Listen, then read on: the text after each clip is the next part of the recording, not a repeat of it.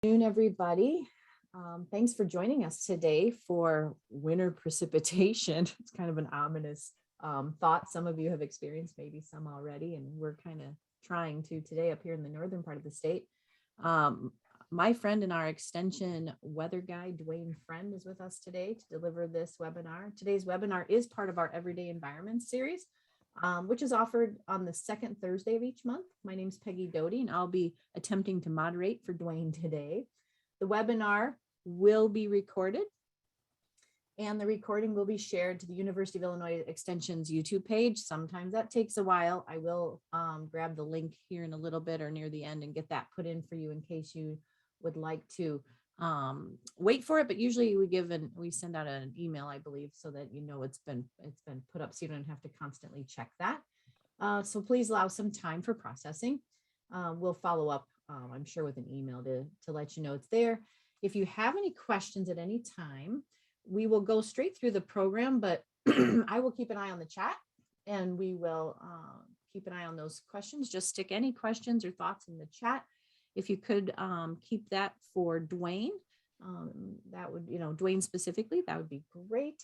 And finally, we want to mention that this webinar is a certified green event through the Institute for Sustainability, Energy, and Environment at the University of Illinois. We recognize the importance of sustainability, and this webinar format has made it possible for us to offer these programs with a lower carbon footprint than our traditional programs. And we encourage you to think about ways that you can also be more sustainable in your everyday life. So we are going to, we got the recording on, we're good to go. So Duane, it's all you. All right, thank you, Peggy, and welcome everyone on this balmy winter day. I think we're going to have to change our definition of what winter weather is. Actually, we're going to be talking about that a little bit later on today. So we are going to go ahead and start up. Like I had mentioned before, we had quite a few that registered, but I think a lot of folks are waiting and we'll watch the recording when it comes along. We've got about a little over 60 people on, I guess. But as Peggy said, if you've got questions at any time, just put them in the chat box. We should have plenty of time at the end of the presentation to address those. So today, what we're going to talk about are several things. We're going to talk about typical winter weather, or what has been typical winter weather in the past. We're going to talk about snow, sleet, freezing rain, how they form, why they're different from each other. We're also going to talk about a few extreme events that have occurred throughout history in the last anywhere from 20 to 100 years ago in parts of Illinois and other parts of the United States. We'll describe a little bit about blizzards, what really constitutes a blizzard. We'll also show some extreme events for that as well. Something else we're going to talk about, which not all of us here in Illinois are affected by, but if you're up around the Chicago area, or I know we do have a few folks that are coming in from other states. If you're up around the Great Lakes, we will talk a little bit about lake effect snow and lake enhanced snow. There are actually two different ways that extra snow can be formed. So we'll talk about the difference between those two. Another phenomena that occurs occasionally, and probably a lot of you have experienced this, is something called thunder snow, where you actually have that crackling of thunder during a snow event. We'll also talk about different types of winter weather systems, where they originate from, and what kind of weather they usually are associated with. And then we're going to end up talking about what weather trends have been in terms of winter weather over the last 100 years or so, what's predicted for the future, and what kind of considerations we may need to think about for those future trends. So let's get into talking a little bit about snow. Everybody in Illinois has had or experienced snow at some point. Start off with a little bit of trivia. I know trivia events are not quite as popular as they used to be a few years ago, but here's a little bit of trivia for you. Any precipitation during any time of the year here in Illinois, here in the Midwest, essentially anywhere outside of the tropics, started out as snow. Even when we get that heavy rain in the middle of summer, it started out as snow. Has to go through about 1,000 feet of air that's above freezing to melt and become rain. And you may have noticed sometimes, especially in maybe the early spring, sometimes early fall, we get that really cold rain. And sometimes it's because of the cold air, but then the even colder air above it that allowed that snow to get fairly close to the ground before it melted. All snow is ice crystals, but they're different than ice pellets. They're different than hail because they don't go through a liquid phase. They go directly from water vapor, which is the gas form of water, to crystals, to that solid phase. They don't go through the liquid phase. Here's another bit of trivia for you. Snowflakes can actually be considered minerals because the definition of a mineral is it has to be solid, has to be naturally occurring, crystalline in shape, and non-organic. Perfect definition of a snowflake. So how do snowflakes form? Well, up in the clouds, again, where it's really, really cold, you have at the microscopic level, the beginning of a snowflake, where water molecules will glom onto some other type of particle. And they have to do that. They can't just start forming crystals out of nothing. They have to actually attach to another particle, whether it's a little piece of pollen, whether it's a piece of dust, whether it's a smoke particle. Again, this starts out at the microscopic level, but you have these water molecules that go from being the gas form of water directly to those ice crystals. From that point, the game really begins, because to get that to form larger in terms of its surface area and get heavy enough to fall, it has to get much bigger. So one of the ways it does that is within that cloud, and we said that those clouds are going to be really cold, they're going to be below freezing, but we can still have liquid water in that cloud next to snowflakes that are forming. This is called supercooled water. And this is very common in clouds. What happens, and I'm not going to go through all the physics or thermodynamic events or anything with it, but essentially what happens is those ice crystals grow at the expense of those water droplets. Those water droplets continue to evaporate water into that water vapor. Those water molecules are then attracted to that snowflake, and then it forms more ice crystals on it and can continue to get bigger. It starts out as these little faucets, and then you can have branches that form out. You can have more faucets form, and essentially anything can happen. It can switch back and forth between forming branches and facets.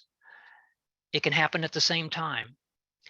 And what's really cool about this is even the slightest difference in temperature, the slightest difference in moisture can change what that snowflake ends up becoming. So you have probably heard that terminology that says no two snowflakes are ever alike. The possibilities of what a snowflake can become are infinite. Now, at the same time, I've got to think over the millions and millions and millions of years that we've had snowflakes on Earth, and the trillions and trillions of snowflakes that have occurred. There's got to be at least a few of them that have been alike. But again, the possibilities of what that snowflake becomes is really infinite. And when you look at the shape of snowflakes, they are really cool. There's, again, just amazing different ways that those snowflakes can form. And you can see just a couple of examples here. Very pretty shapes to them. And we don't really get to appreciate that very often when it's hitting in the face or we're shoveling it. But it's really an amazing piece of nature. Now, all of this, again, is related to what the temperature is at the time that they're being formed, how much water vapor is in the air, and all of these other things that are taking place. So all of that makes up one snowflake, but there are millions of individual crystals in there. There's actually a number of different basic classifications of snowflakes. And as it says here, this physicist, Yukishiro Nakaya, set up a classification with 41 individual types. And you can see they range from looking like the individual star shape or crystalline shape that we think of a lot of times to more like needles, sometimes just clumps. So there's just an amazing array of different basic shapes even out there. The other bit of trivia that I want to give you for snow, and I hear this a lot of folks will say, well, it's too cold to snow. That's not true. It is never too cold to snow. And one way to think about this, if you go to the North Pole or South Pole, where it is typically in the wintertime 50, 60, 70, 80 degrees below zero, they still get snow. It's just that it's not going to be very large, but it can still happen. And in fact, the potential for snowfall at the poles is there because when the air is so cold, it's going to have a high relative humidity because very cold air, while it can't, it can't hold much water vapor to begin with. So whatever water vapor is there is going to be close to its maximum that it can hold, which means if it's close to 100% relative humidity, the chance for precipitation is present. Just mentioning a few things for Illinois. Now, this is the state average. Not everybody in the state would have had this much, maybe in some areas more. And some of you may not be old enough to know these first two. I remember these dates very well, 78, 79, and actually even 77. 3 very cold winters in a row. And you can see with this, for the state average, 78 and 79, almost tied in terms of the state average for being the snowiest year, over 44 inches of snow. You have to go back to 1912 for the next one. The one after that, not that long ago, 2014 with 39.4 inches, and then 1960. So the top 5, well over 3 feet of snow. And this one, I've got the thing right in front of, or the box in front of my title, so I can't see what year it is. I think that's 67. But it was, or no, this was 79. I'm sorry. Yeah, this is 79. And any of you that are from the Chicago area and were in that event or that year, you know that it was not fun to get around. And in fact, it was so long in getting things back to normal in terms of traffic flow and the L and where it needed to go that the mayor at the time got kicked out because of it. Now for this one, it takes you a minute to kind of realize what's going on, but you see the person standing there, look off to the right. At that lower level is the garage. So that person is essentially standing on their roof. And that was out in the Ohio Valley and Great Lakes in 1978. There's huge amounts of snow that occurred during that year. And then Snowmageddon, another thing that occurred in the Chicago area, 2011. See all the cars stranded there. So now let's talk a little bit about sleet and freezing rain and what the difference is between the two. We know what rain is. That's just a liquid form of water. We usually get that in the spring, summer, and fall. But then we have freezing rain and sleet. Neither one is the same as snow. The reason is because both freezing rain and sleet go through a liquid phase. With sleet, what's happening is it starts out as snow, but then it goes through a very shallow layer of warm air, enough to melt that snow into rain. But then below that warm air, it gets into another layer of very cold air, cold enough to refreeze that rain before it hits the ground. And so instead of getting snowflakes, you get ice pellets, which is called sleet. If you've ever noticed when a sleet episode comes along, typically it doesn't last too long because usually when this is happening, it's a transfer or transition that's going on between a lot of times maybe rain to sleet to snow, which is associated with a frontal passage coming through, a cold front coming through. Typically, sleet events, fairly short-lived. Most of them maybe 20, 30 minutes at most. Freezing rain event, sometimes those can last much, much longer. Sometimes those can last for days. What's happening there is that warm air layer above the ground is much thicker. And so again, it starts out as snow, changes to rain, but then when it gets to that cold layer that's at ground level, that cold layer is not thick enough to allow that rain to freeze before it hits the ground. But then once it hits the ground, it freezes on anything that's there. And so that's the difference. And again, these freezing rain events can be very long-lived. Some of the conditions that set up for freezing rain.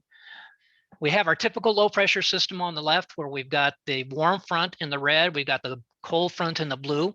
There's two areas where that can happen.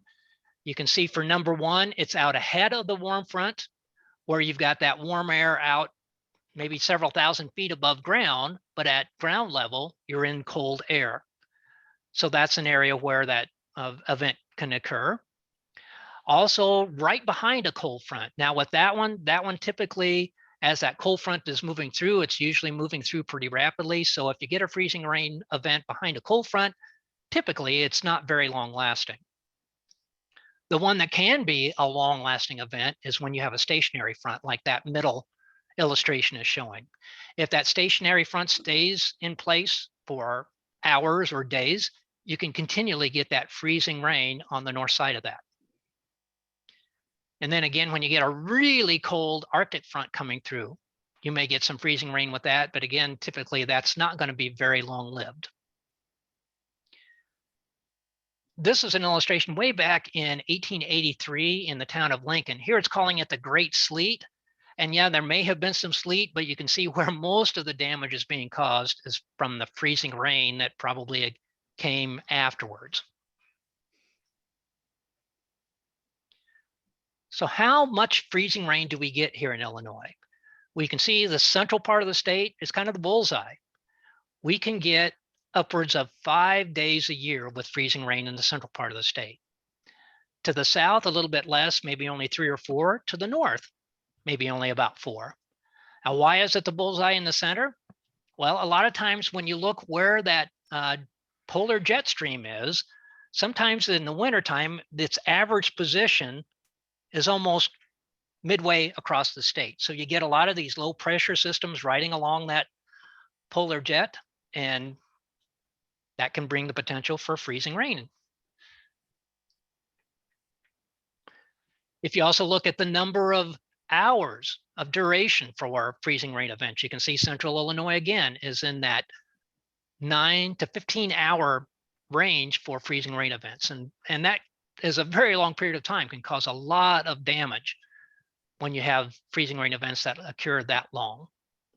You can see out on the west, they have very little, except up in the northwestern part of the state. Northeastern part of the United States, they can get hit even worse, especially New York State can have very long-lasting freezing rain events.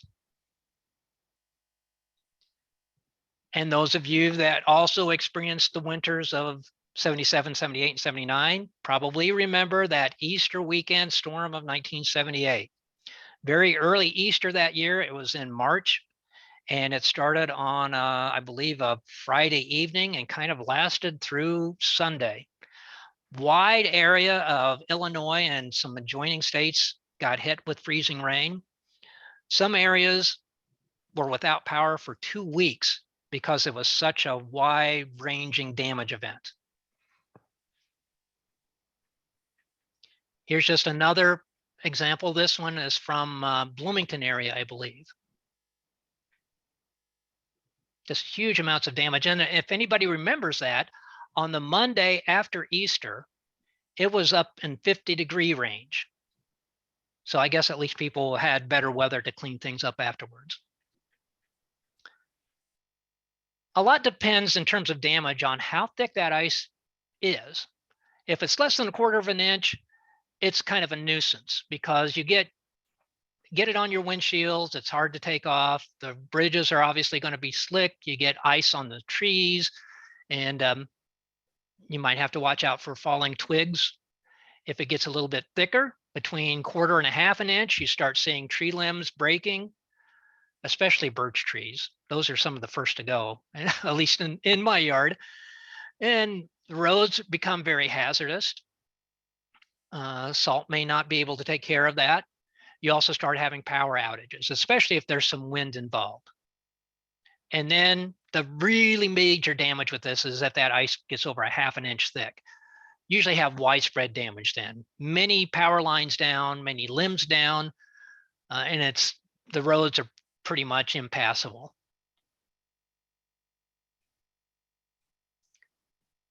Right, from there, let's move on and talk a little bit about blizzards. What technically makes a blizzard a blizzard? I'm not talking about the Dairy Queen kind. A blizzard is when you have wind gusts of 35 miles per hour or greater. You have less than 1/4 mile visibility for at least 3 hours or more. Now, you can have a blizzard without falling snow. If you already have snow in place and you have those first two conditions, you can have what's known as a ground blizzard.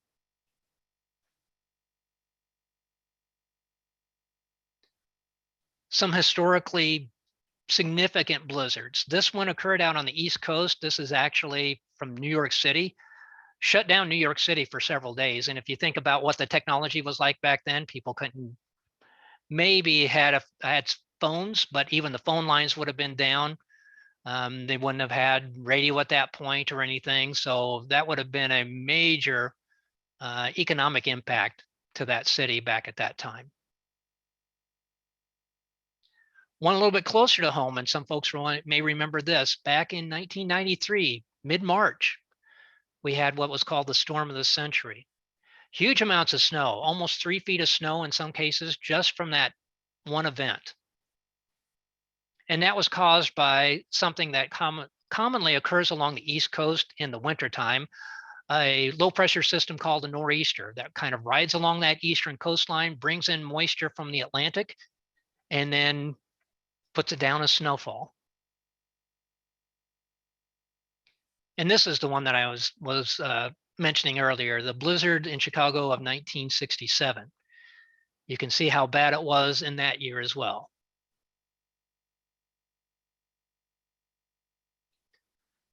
Now, also something for folks in the Chicago area, in the suburbs, and if you live in other areas near the Great Lakes, you may be affected by lake effect snow. This is a localized area close to the lake where you can get very heavy amounts of snow. Typically, what causes this? There are several things that can cause lake effect snow. As that air moves across the lake, it's moving across relatively warmer water. Water is much slower to cool down than land does. So it is always warmer typically in the wintertime than what the air above it is. So that air picks up that moisture. And then once it gets to the coastline again, starts being pushed up on the higher elevation of that land. It's kind of the same concept as when air gets forced up a mountain. As that air rises, it has the opportunity to cool and start forming precipitation. The other thing that happens is something called frictional convergence. As that air is moving across that relatively smooth water on the surface, it can move along at a pretty good speed. Once it gets to the coastline, that ground has more friction as that air moves across it. And so that air starts slowing down while the air behind it is still trying to move along at its original speed. And so what happens is it pushes that air up, and that can also cause additional rising of air and the potential for additional precipitation. One of the things that if you're in this area may also notice, this is a satellite view, you can see these big long bands of, or they're called snow bands. So it's not just widespread precipitation. Sometimes they're in these relatively narrow but rather long bands where you're getting very heavy snow. In between these bands, you have next to nothing. So what's happening there? Well, it's almost like those outer bands that you see on a hurricane. In where those bands are at, you've got air that's moving upwards very rapidly. Again, when that air is rising, it can cool, form clouds, and create precipitation. As that air rises up, it gets up to a certain point, starts spreading out. And in between these bands, that air gets forced together, which makes it denser. And so in between those bands, the air moves downward. And when the air is moving downward, you're not going to have clouds, you're not going to have precipitation. So where the bands are at, you get very heavy precipitation. In between, next to nothing. Some things that can affect how much snowfall occurs. One is how long that air travels across the water. If that air is traveling in an orientation that's going to leave it across that water for a long period of time, it has more opportunity to pick up moisture. And so then it also has the opportunity to create more snowfall. The other thing that occurs, which I've kind of talked about before, is land barriers. So we're not talking about huge mountains or anything, but even a relatively small elevation change pushes that air up. And the more that elevation change is present, the more opportunity there is for air to rise and for precipitation to occur. The other big thing that can affect how much snow, if any, occurs is ice cover. Once you get ice cover on the water, it shuts down that transfer of moisture from the water to the air. The thing that's occurring, though, is over the last few decades, our lakes have stayed warmer, stayed above freezing. We have much less ice cover than there used to be, which means the potential for that lake effect snow is lasting longer and longer into the winter season. The other type of snow is lake enhanced snow. This occurs when you have one of those low pressure systems already moving over the area, can have a widespread snowfall event, but then because of the counterclockwise motion of that low pressure, that air can move across the water on the lakes. And then again, just like before, it can actually increase the amount of snowfall that's already occurring in that low pressure system, but it's just going to happen in localized areas. So here it's showing kind of an example.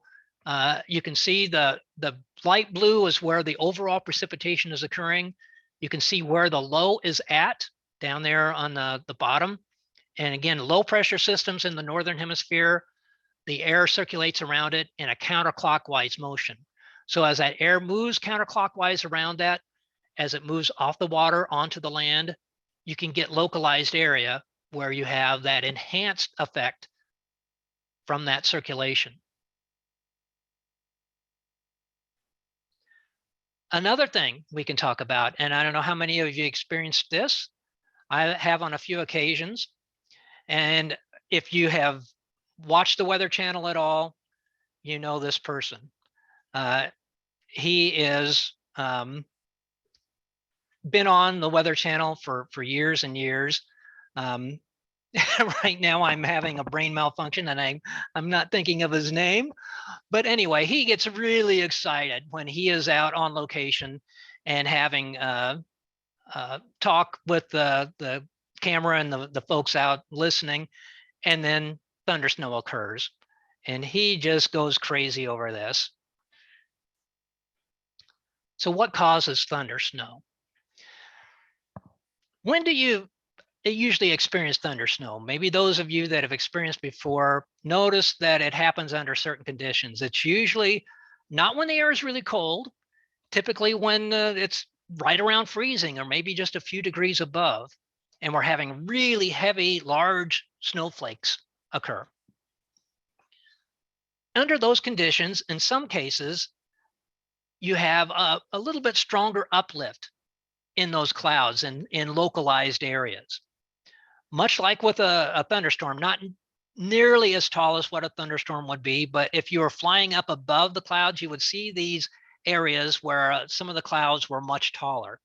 In those areas, you've got a lot more unstable air, you've got a lot more turbulence taking place, and with that turbulence, you can have differences in voltage occur, which then can create lightning. And then you have the thunder snow that occurs. One thing to know about thunder snow is, unlike regular thunder from a regular thunderstorm that you can hear miles away, thunderstorm, you have to typically be very close to where that lightning is occurring, because that snowfall kind of deadens the sound of it. You got to be within a couple of miles of that lightning, which really, if that you're thinking about it, if you've got lightning that is occurring only a couple of miles away, hopefully you're going inside very quickly. Okay, another area we're going to talk about are winter air masses. These are where a lot of these storms originate from, or where this cold air originates from. And one of the first ones I want to talk about is the dreaded polar vortex. The media has made it sound like this is some new thing that's occurred here in the last few years. It's not. It has been around forever.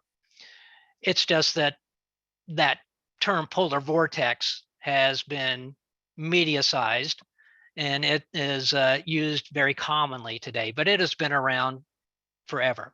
Essentially what the polar vortex is just this enclosed loop of winds near the North Pole that typically stays near the North Pole, and it keeps all that really, really cold air locked up there. Sometimes though, what happens is that very strong enclosed loop of air weakens. What that allows are these pockets of this really cold air from near the poles to move farther south.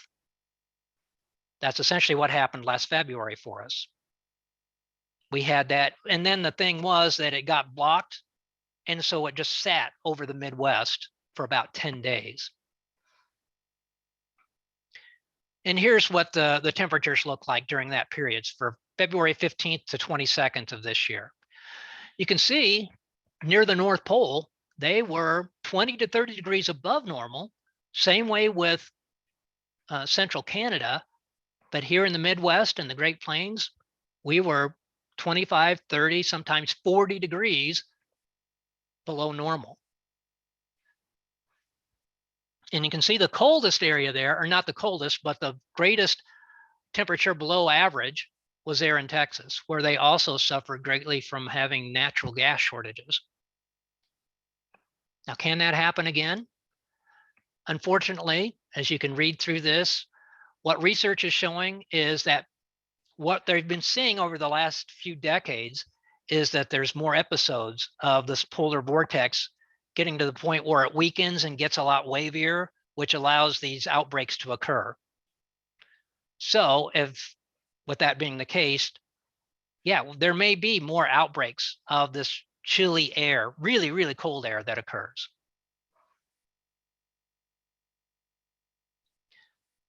Another place where winter storms originate from is up in the province of Alberta, Canada.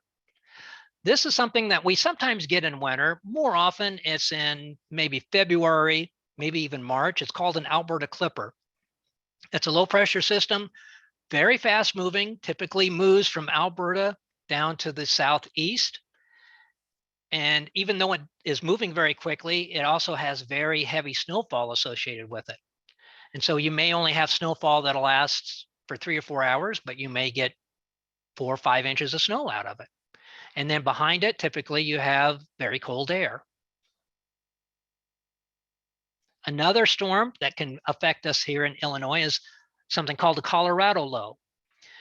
If you ever watch the weather forecast and you notice a low pressure system out in the Four Corners area of the United States forming, that typically is going to run right over Illinois eventually. If it happens in the wintertime, anything to the north of that low is going to be snowfall. So depending on where that low ends up, whether it's in the southern part of the state, the northern part of the state, it's going to make a big difference in how much snow different parts of Illinois get. Something else that you may hear about occasionally is called Pacific air. This is actually air that originated from the northeastern Pacific Ocean. Has a little bit longer distance to reach us here in Illinois. It's a cold or cool, moist air mass, has to move across the Rockies and then move into Illinois. But that does happen from time to time. Now, depending on what kind of air it's replacing, it may bring colder air, it may bring warmer air. Typically in the early winter, for example, if we got a Pacific air mass coming through right now with today's weather, it would bring us much cooler air. On the other hand, if it happens in the dead of winter, when maybe we've got really cold air in there, this Pacific air may actually warm us up 10 or 20 degrees. A little bit on weather terminology. I think a lot of people are already aware of this, but just to go through it again, a watch just means things look like a weather storm is going to be approaching. Be prepared for it. An advisory is when winter weather is probably going to occur and occur very quick or very shortly, but things might not be really, really bad. A warning, on the other hand, means you're going to have really extreme winter weather occurring, either severe cold, ice event, heavy snow event. I won't spend a lot of time on this, but I do want to mention that just like any type of disaster out there, for example, we get a snow event, heavy snow event, we get a heavy ice event, especially if it's widespread, we can be basically shut down and stuck in our homes for several days or more. So it's good, just like with any other type of preparedness, to be prepared for that type of winter weather. So some of the things that you need to think about, and the CDC has added this to the winter preparedness kit, is things to be prepared for, such as having those disinfecting wipes, having those face coverings. Some other things to think about: having your prescription medications, plenty of that on hand, having non-prescription medications, having your eyeglasses and contact lens solution available. If you've got small children, having that formula, plenty of that available, plenty of diapers, wipes. If you got pets, make sure you got plenty of pet food in hand, cash. A lot of times we don't think about that, but if you can't use a card, can't use a check, cash may be your only alternative. Make sure you have, if not the originals, copies of important family documents, something warm for each person to have, a blanket or a sleeping bag, plenty of clothing, fire extinguisher. And I won't go through all of these again, just basic preparedness for this. And I think a lot of folks now, after the last 2 years, a lot more familiar with what's needed under those circumstances. In terms of winter weather driving, now we may have some folks from a more southern state, and we sometimes think we know how to drive in winter weather, but how many times do you see vehicles off the road, especially for the first snow or two? You really have to think about, especially with that first snow, how you have to change your driving. You cannot drive as fast as you want, even if you've got an all-wheel drive or a four-wheel drive. You may be able to think you're driving at a good speed, but you're not going to be able to stop the same way you would stop without that snow or ice. So the other thing to be sure of is make sure your car is ready for winter weather. Make sure your battery's in good shape. Make sure your wipers are in good shape. For coolant, coolant needs to be changed in a vehicle every few years. It just doesn't last forever. Make sure your tires are in good shape. You got plenty of tread on them. All right, so let's move on to what we can expect for this year. Here's the latest forecast for our season. As you can see, from December through February, it's a really good chance we're going to average above normal in temperature. The farther south you go, the better those chances become.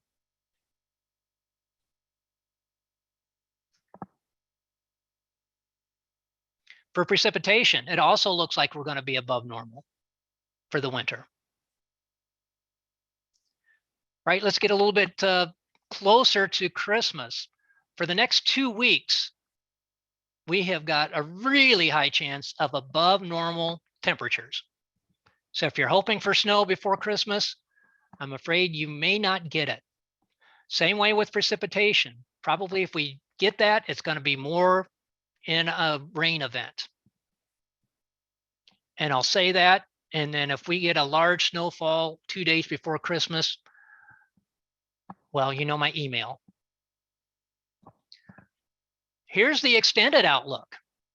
And this was made back a few days ago, but this is for December 18th through the 31st. So this would include Christmas. Southern Illinois, a 70% chance of above average temperature. For the rest of the state, between a 60 and 70% chance of above average temperature through the end of December. For precipitation, we have about a 50% chance, 50 to 55% chance of above normal precipitation. So it looks like we're starting the winter with a warm and wet December. So how does this compare to what we've had in the past? If we look at the really long-term trends, this goes from 1895 to 2017, so well over 100 years. This is looking at winter maximum temperature. You can see throughout the entire Midwest, or the north central part of the Midwest, maximum temperatures for winter have increased, especially up in the northern tier of states, Minnesota, Wisconsin, and Michigan. Minimum temperatures have increased even more throughout that entire area. So this isn't something that's happened recently. It's been happening over the last over 100 years. Now you may be thinking, well, that's great. I don't have to spend as much on heating now. And in fact, 12 of the last 20 years have been some of the lowest in terms of heating degree days, how much it takes to heat a particular area. So in that regard, yes, the trend for warmer weather for winter is decreasing our chances of having to spend a lot to heat during that time. And what are the projections for the future? Well, by the time we get to about 2050, what we're going to see, and this trend is going to continue, is we're probably going to have our average winters be warmer than our warmest winters are right now.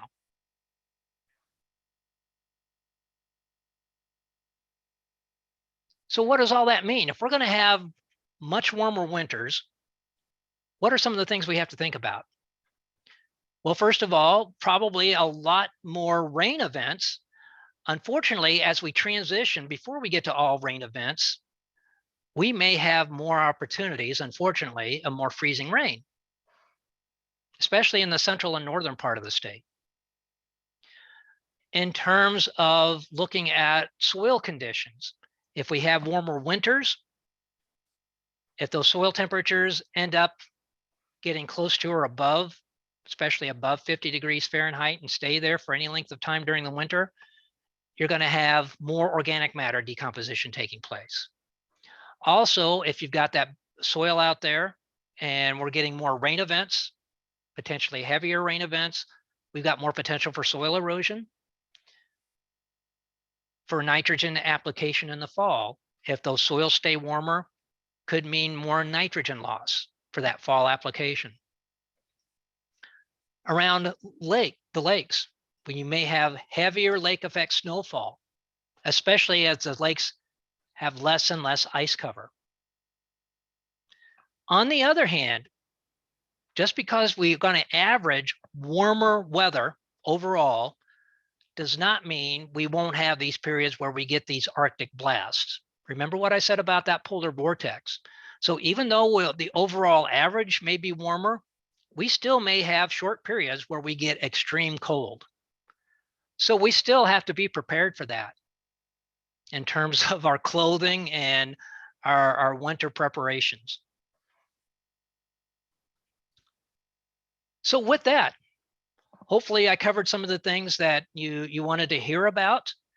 And at this point, I've got up here the survey. If you'd like to scan that code or type in that URL, you can do that at your leisure. You can see the registration URL for the next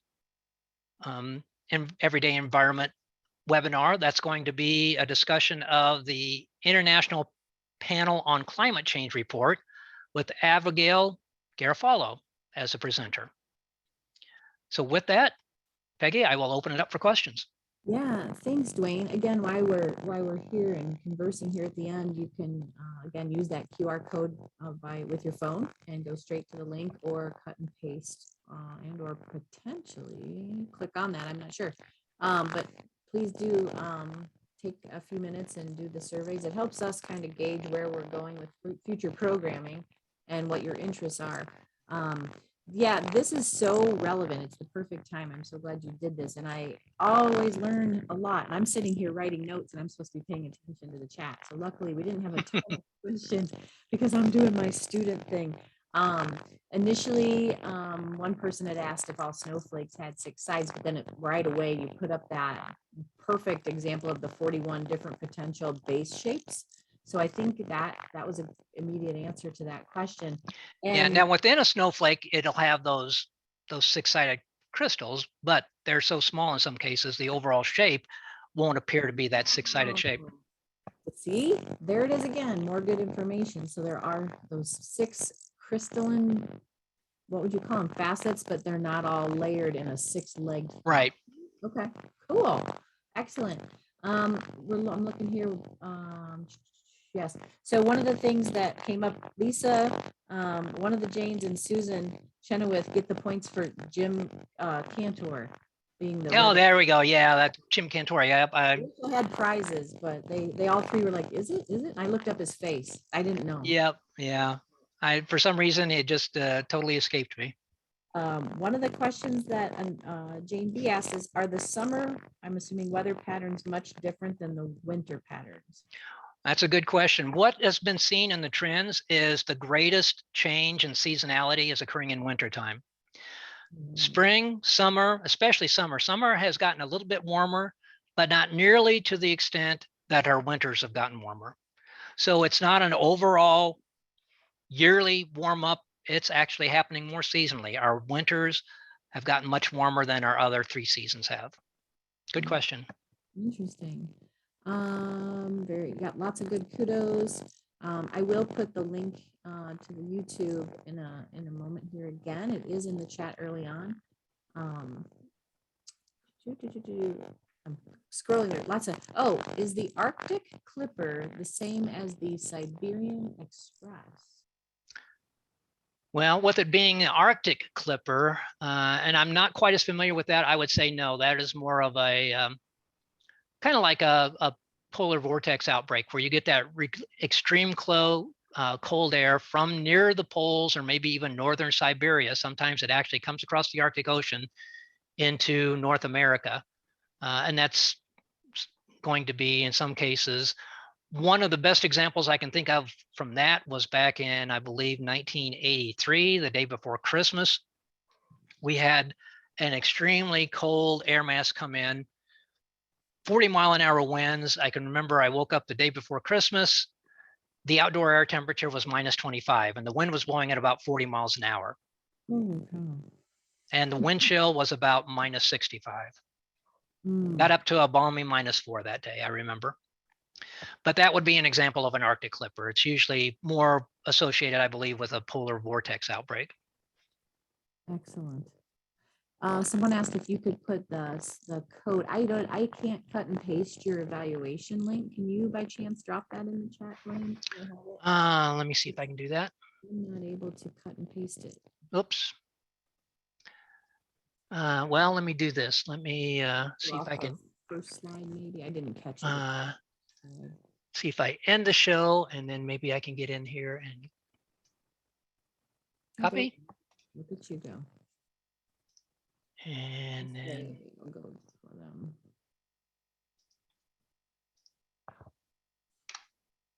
There you go. Excellent. There it is, everybody. It's sitting right there. Lots of thank yous, Duane, and lots of people now going to be able to answer that freezing rain, sleet, snow question, including myself. So everybody, tell your friends and neighbors. Right. Everybody's saying that it was good, informative, and interesting, and we appreciate your time. And yeah, on that note, I think we're good. Okay. And especially if you do the evaluation, if there are other weather/climate topics you want to hear about, let us know. We'd love to hear it. All right, everyone, take care, and we'll see you hopefully next month. Thank you all, and thank you, Peggy. Yes, take care.